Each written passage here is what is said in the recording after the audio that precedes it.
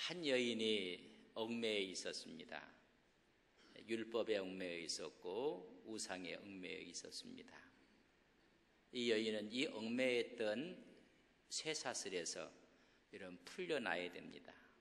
억압에서, 죄의 구속에서, 속박에서, 우리는 그 여인에게도 해방이라고 합니다. 우리나라가 36년 채 되지 못하는 동안 식민지에서 큰 굴욕을 당했습니다. 여러분, 8월 15일 날 1945년 우리는 해방의 기쁨을 누리게 되었습니다.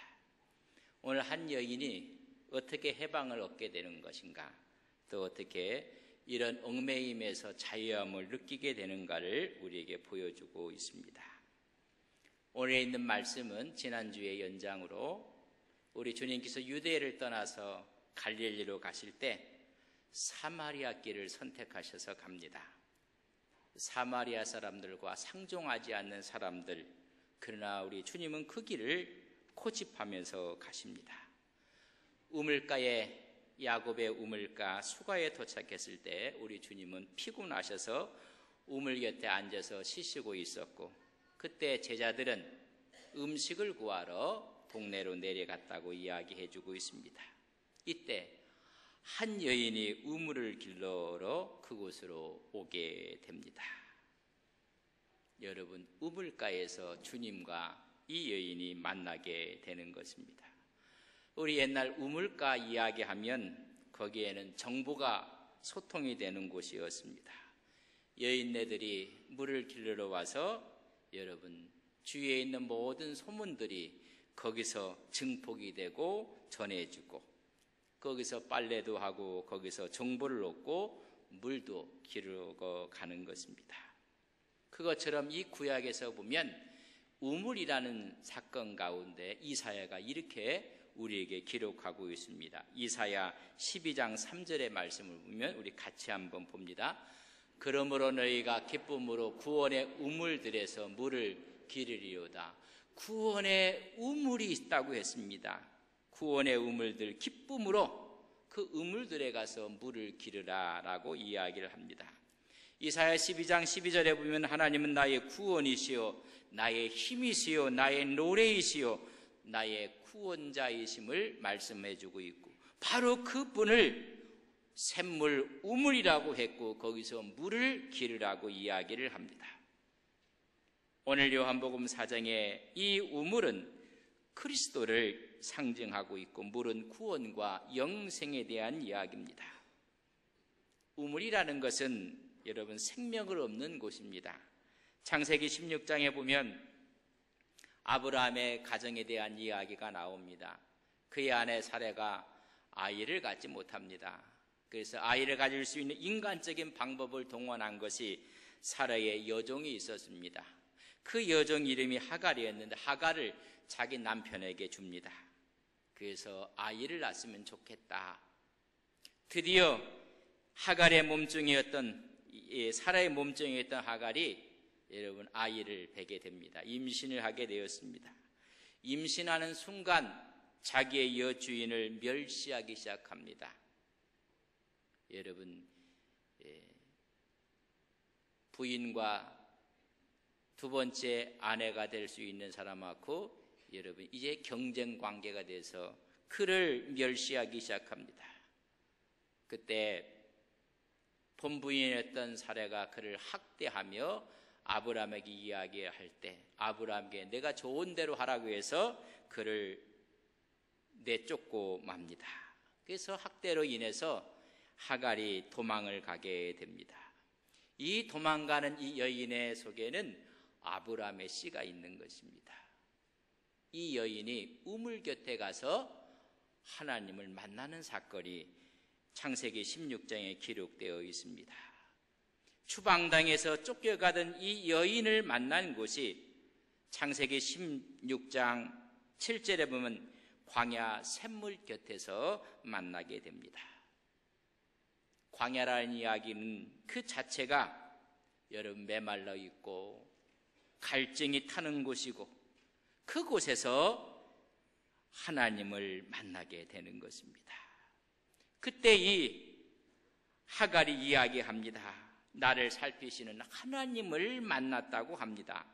그 샘의 이름을 부엘라 헤로이라고 합니다.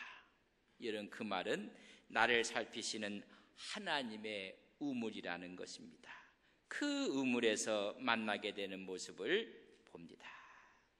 여러분, 오늘 여기서도 우리 주님과 이 여인이 우물가에서 만난 것입니다. 때는 해가 뜬 후에 6시간이 지난 정오 한낮이었습니다. 강렬한 햇빛이 내려쬐고 있습니다. 이 여인은 생각했습니다. 이 시간에는 아무도 없겠지. 남의 눈을 피해서 물을 길러왔던 여인이었습니다. 아무도 없을 거야 라고 우물가에 갔더니 이미 한 사람이 그곳에서 기다리고 있었습니다.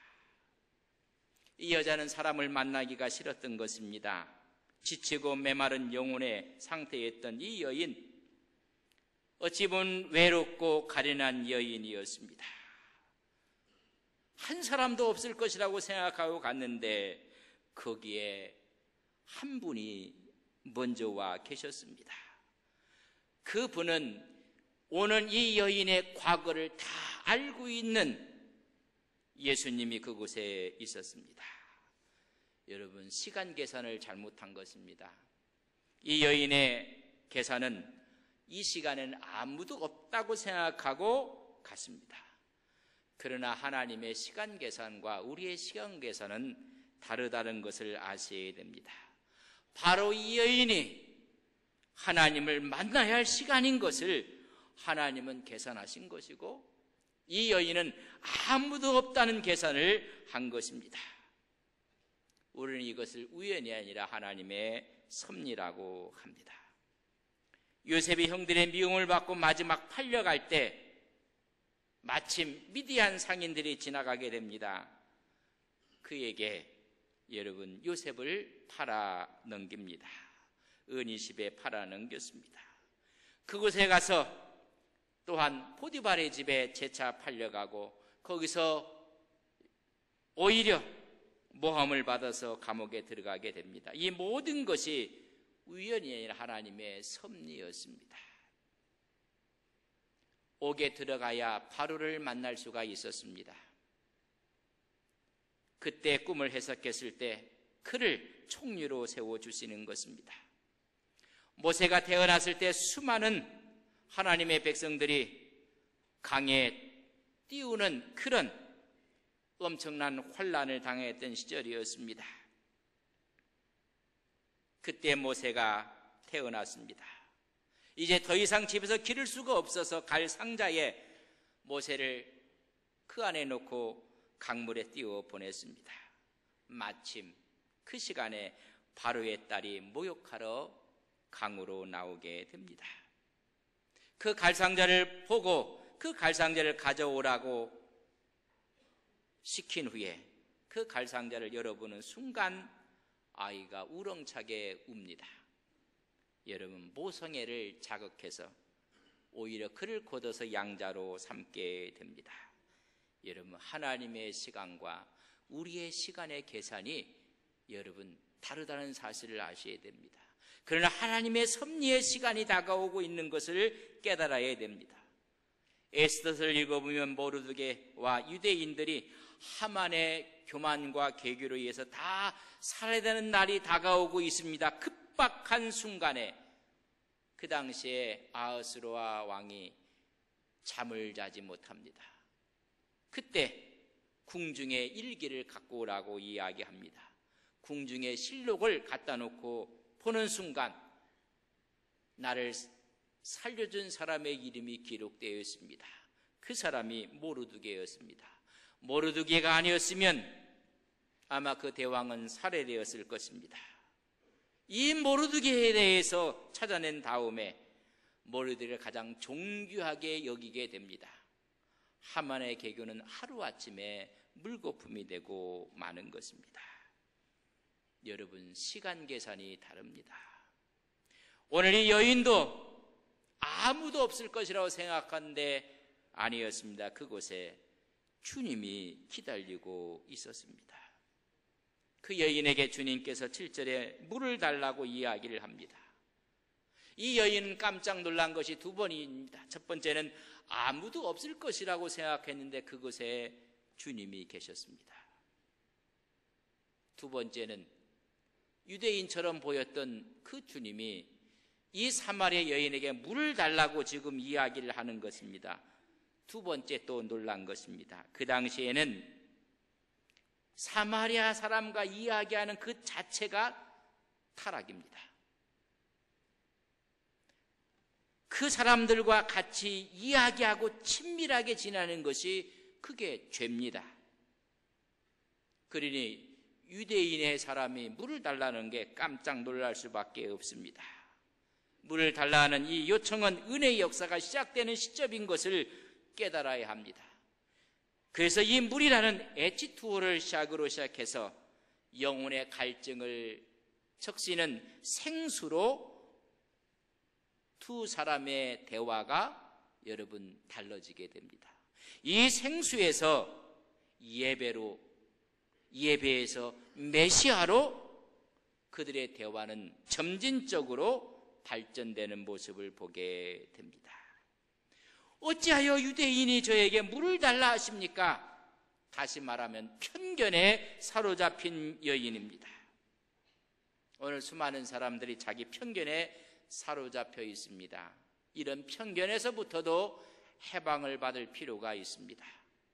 이 여인의 편견은 어찌 유대인이 저에게 말을 거느냐고 이야기할 정도로 강하게 사로잡힌 여인이었습니다. 이 편견에 잡혀있던 여인에게 우리 주님이 10절에 이렇게 이야기합니다. 만일 하나님의 선물을 알았더라면, 또 내가 물 좀 달라 하는 이가 누구인지를 알았더라면 너가 나에게 구했을 것이다. 그가 생수를 너에게 주었을 것이라고 말씀하고 있는 것입니다. 다시 말하면 이 여인은 생수가 필요한 여인입니다. 영혼의 갈증을 느끼는 여인이었습니다. 우리 주님은 생수가 필요한 여인에게 만약 내가 구했다라면 내가 그 생수를 주었을 것이다. 생수를 내가 주었으리니 가장 귀한 말이고 복된 것입니다. 그것을 오늘 주님은 하나님의 선물이라고 이야기했습니다. 만약 하나님의 선물을 구했다면 이렇게 말씀하고 있습니다. 우리는 늘 하나님 앞에 와서 하나님의 선물을 구해야 하는 것입니다. 선물은 돈이 필요하지 않습니다. 어떤 보상이 필요하지 않습니다. 구하기만 하면 얻는 것입니다. 우리 주님은 일 때문에 이 땅에 오셨습니다. 이 생수를 주시기 위해서 주님은 이 땅에 오신 것입니다. 오늘 이 여인의 모습을 보십시오. 이 땅에 생수를 주러 오신 주님을 만나고 있으면서도 알지 못하고 있습니다. 오늘 수많은 사람이 예배를 드리고 있으면서도 생수되는 주님을 모르고 있습니다. 많은 사람이 주님과 이야기를 한다고 하면서 기도하면서도 그 생수되는 주님을 모르고 있다는 것입니다. 우리가 이런 갈증을 느낄 때 그 메시아를 만나도록 도와주는 사람들이 있습니다. 그래서 그를 통해서 우리는 생수되는 메시아를 만나게 됩니다. 그러나 요한복음 1장, 2장, 3장은 그 생수되는 메시아를 도와주는 사람들이 어떤 상태에 있는가를 알려주고 있습니다. 1장의 제사장들과 레위인들이 알려주는 사람들이었는데 이 땅에 오신 주님을 알아보지 못합니다. 오직 광야에서 외치는 세례 요한만이 하나님의 어린 양이라고 말씀해주고 있습니다. 2장에 보면 성전이 이 영혼의 갈증을 메꿔주는 곳이었는데 2장의 성전은 이미 장사하는 집으로 만들고 말았습니다. 이런 영혼의 갈증을 풀어줄 사람들이 지도자였습니다. 이스라엘의 선생들이 이 일을 풀어줘야 됩니다. 3장의 니고데모는 자기도 영혼의 갈증을 느끼고 있는 사람을 만나게 되는 것입니다.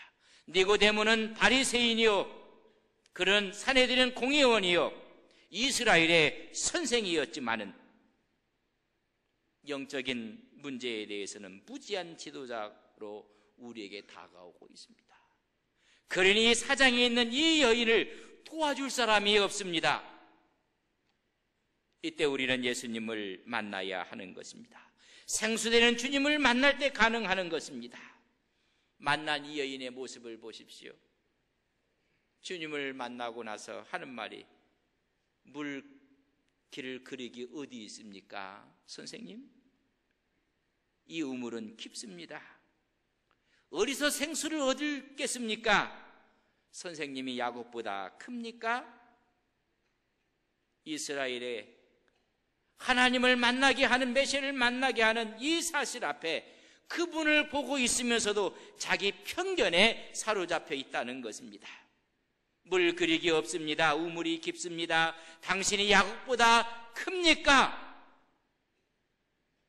여러분, 우리가 이 여인처럼 주님을 믿고 있으면서도 만족이 없습니다. 이 여인은 주님을 만나고 있으면서도 그 사실을 모르고 있습니다. 그때 우리 예수님께서 이렇게 말씀합니다. 13절과 14절에 보면 이 물을 마시는 자마다 다시 목마를 것이니라. 내가 주는 물을 마실 때 영혼의 목마름이 없는 것이다. 내가 주는 물은 그 속에서 영생하도록 쏟아나는 샘물이 될 것이니라. 이 물이 아닌 것을 말씀해 주고 있습니다. 이 말을 들었던 이 여인이 귀가 이제 열리기 시작합니다. 여러분, 눈이 열리기 시작합니다. 15절에 그래서 이 여인이 이렇게 주님께 이야기합니다. 우리 15절 말씀을 같이 보겠습니다. 여자가 이르되 주여 그런 물을 내게 주사 목마르지도 않고 또 여기 물 길러오지도 않게 하옵소서. 지금 주님이 말씀하는 물은 자기가 이야기하는 물과 지금 다른 물을 이야기하는 것을 그제서야 깨닫고 다시는 여기에 오지 아니하도록 그 물을 달라고 이야기를 한 것입니다. 내가 주는 물은 영원히 목마르지 아니할 것이니라. 그것이 하나님의 선물인 것을 이야기합니다. 그때 이 여인이 그 생수를 내게 달라고 필요성을 느끼게 되는 것입니다. 여러분, 사람에게 중요한 것은 필요성을 느낄 때 그 의미를 깨닫게 됩니다.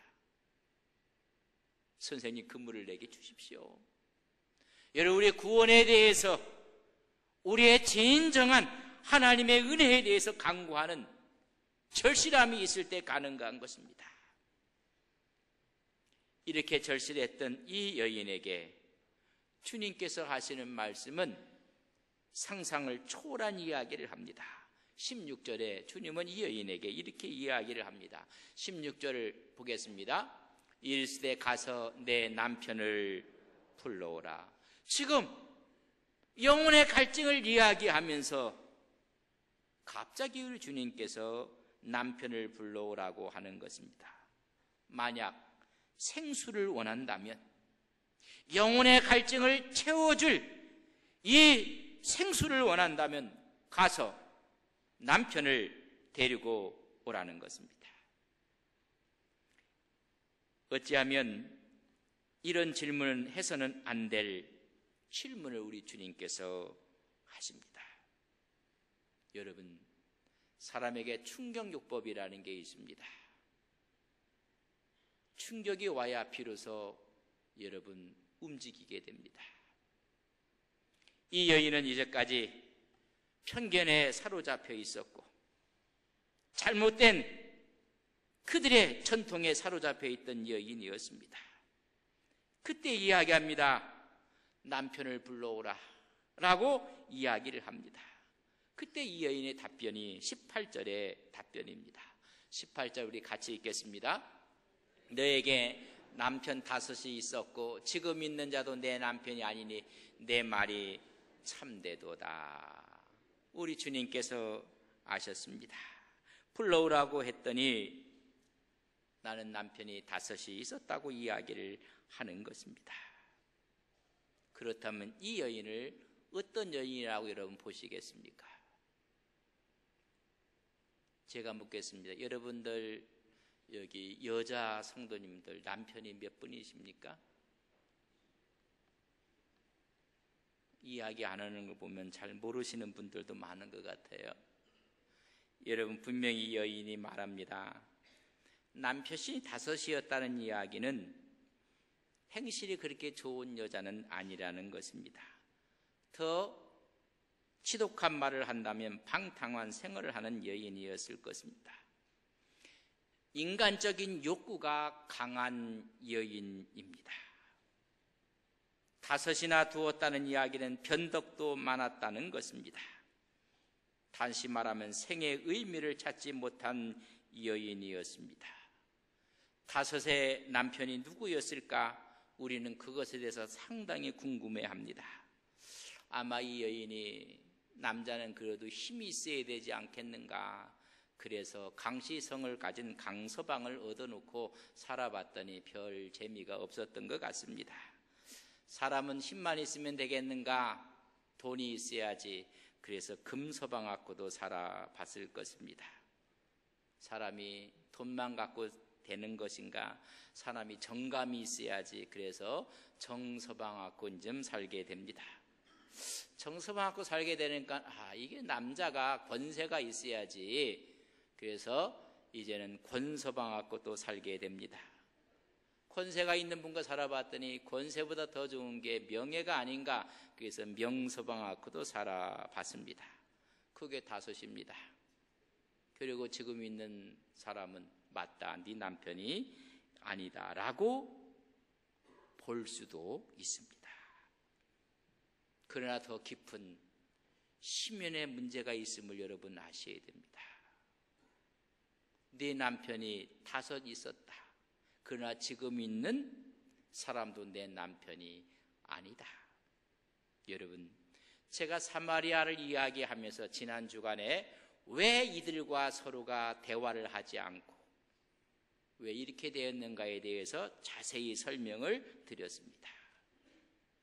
70년 바벨론 포로 후에 사마리아 사람도 돌아왔고 유대 사람도 들어왔습니다. 하나님의 성전을 짓는데 사마리아 사람들이 도우려고 할 때 거절당하고 맙니다. 그래서 사마리아 유다는 서로가 갈라지게 됩니다. 그렇기 때문에 사마리아 사람들은 구약을 믿지 않습니다. 그 중에 모세오경만 받아들입니다. 역사서는 거부합니다. 남편 5이 있었다는 이야기는 너희들이 갖고 있는 율법이 있었다. 모세오경을 너희들이 갖고 있는 모세오경이 있었다는 것입니다. 그리고 지금 있는 남편이 내 남편이라는 얘기는 예루살렘에 올라오지 못했기 때문에 베델과 단에다가 우상을 세워놓고 자기 하나님이라고 했습니다. 너희들이 섬기는 지금 있는 그 우상도 내 남편이 아니니라. 이 여인은 갈급해 있었던 것입니다. 율법이 영혼의 갈증을 해소할 줄 알았더니 아니었다는 것입니다. 그리고 우상이 내 영혼의 갈증을 해소할 줄 알았는데 아니었다는 것입니다. 우리 주님께서 정확하게 보십니다. 내 남편이 5이었지만 지금 있는 그 사람도 내 남편이 아니라 영혼의 갈증을 채워줄 자가 아니라는 것을 말씀해 주고 있는 것입니다. 맞다, 남편이 없다는 말이 영혼의 갈증을 채워줄 사람이 없다는 것입니다. 이 세상에 우리 영혼의 갈증이 율법이 채워주는 것이 아닙니다. 우리의 우상이 우리를 채워주는 것이 아닙니다. 이 여인은 하나님께 축복한 땅에서 살고 있는 여인이었습니다. 오늘 교회를 나오면서 신앙생활을 하면서도 얼마든지 지금 있는 남편이 남편이 아닌 우상을 섬기는, 우상을 바라보는 신앙이 있습니다. 어떤 사람은 그것이 돈입니다. 그것이 원래 우상이 되어져 버렸습니다. 우리의 명예가 우상이 되어 버렸습니다. 우리의 성공이 우상이 되어져 버렸고 말았습니다. 주님은 지금 깊은 내면의 이야기를 해주고 있습니다. 5명이 있었지만은, 율법이 있었지만은 채워줄 수 없었다. 지금 있는 내 남편도, 오늘 베델과 단에 있는 우상도 너의 영혼의 갈증을 채워줄 수가 없었다는 것입니다. 그걸 아셨기에 우리 주님은 그의 양심에 화살을 쏜 것입니다. 남편을 데려오라 말씀한 것입니다. 오늘 신앙생활은 여러분의 남편은 누구십니까? 주님이 신랑 되시고 우리가 신부 되었다고 이야기를 해주고 있습니다. 이 여인은 율법에 매여 있었고 우상에 매여 있는 여인이었습니다. 여기서 해방을 받아야 합니다. 오늘 예수 믿는 사람이 잘못된 율법과 우상 앞에 얽매여 있는 사람들이 얼마나 많이 있습니까? 현대의 가장 최고의 우상은 만몬입니다. 돈의 우상 앞에 갇혀 있습니다. 우리 주님께서 이 여인으로 하여금 이 사실을 깨닫게 하기 위해서 남편을 이야기하고 있습니다. 비로소 이 여인이 이제는 눈이 열리기 시작합니다. 선지자인 것을 깨닫게 되고 한 걸음 더 나가서 그가 메시아인 것을 깨닫게 되고 그가 진정한 예배가 무엇인가를 깨닫게 되면서 영혼의 갈증이 해소되어 이제는 물동이를 버려두고 동네로 뛰어들어가며 내가 메시아를 만났다고 외치는 여인이 되고 맙니다. 그렇다면 어떻게, 언제 이런 사건이 이루어지게 됐는가를 다음 주에 말씀하도록 그렇게 하겠습니다. 우리는 이 여인처럼 과거의 남편 5과 현재의 남편 율법과 우상에게 매여 있습니다. 해방을 받아야 될 이 여인이라면 오늘 우리가 해방을 내야 될 것이 어떤 것인가를 신앙 우리 스스로를 되돌아봐야 합니다. 오직 우리 신랑 되신 주님을 바라보고 승리해 나가시는 거룩한 종들이 되시기를 주님의 이름으로 간절히 축복합니다. 다 일어서시겠습니다. 함께 기도할 때 제가 묻습니다. 여러분의 남편은 지금 누구입니까?